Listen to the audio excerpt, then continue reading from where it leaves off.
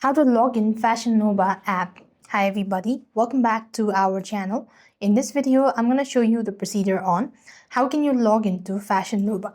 So what you want to do is, first thing first, you want to install the Fashion Nova app onto your device. Head over to your respective app store, type in Fashion Nova, and there you can go ahead and install the app. Once you're done installing the app, tap the open button. Now to log in, you can either go with your email address or a phone number as well. So type in your credentials.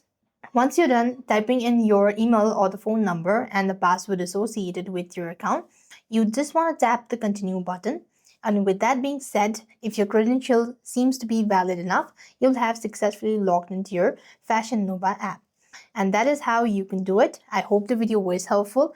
Make sure to like, share, and subscribe. Thank you for watching. See you in the next video.